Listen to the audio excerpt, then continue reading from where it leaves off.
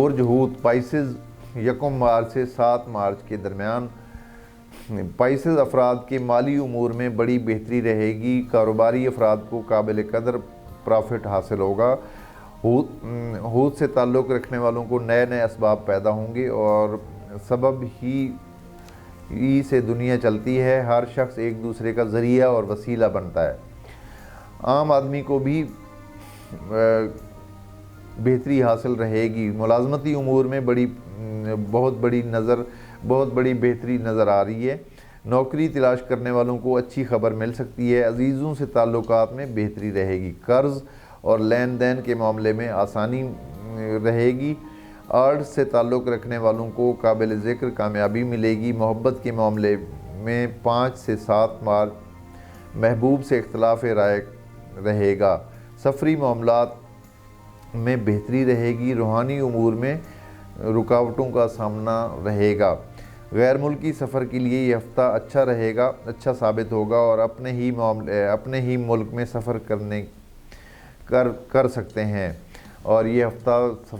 سفر وسیلہ ظفر بھی ثابت ہو سکتا ہے، یعنی کامیاب سفر کہا جا سکتا ہے۔ میڈیکل سائنس اور حسابی امور سیکھنے والوں کے علم میں اضافہ ہوگا، گاڑی وغیرہ میں کوئی خرابی پیدا ہو سکتی ہے جس کی وجہ سے اخراجات میں اضافے کا سبب بنے گا۔ صحت کا سیارہ شمس برج پائسز میں موجود ہے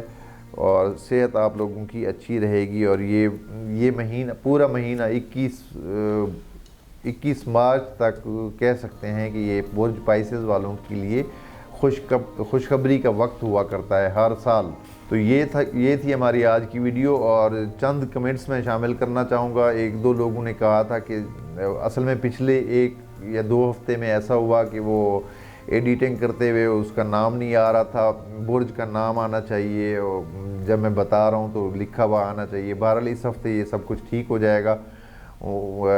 میں نے پرسنلی جواب بھی دیا ہے، اور ابھی میں سب کو کہہ دیتا ہوں کہ اگر کسی کو ذائچہ بنوانا ہو تو date of birth, time of birth, place of birth کے ساتھ میرے واٹس ایپ نمبر پہ رابطہ کر سکتے ہیں، اور اگر کسی کے پاس ڈیٹ آف برتھ اوریجنل نہیں ہے تو وہ اپنے ہاتھ کی پرنٹ بھجوا سکتے ہیں، اس سے بھی میں آپ لوگوں کو گائیڈ کر سکتا ہوں۔ اپنا بہت سارا خیال رکھیے، جلدی ملاقات ہوتی ہے، اللہ حافظ۔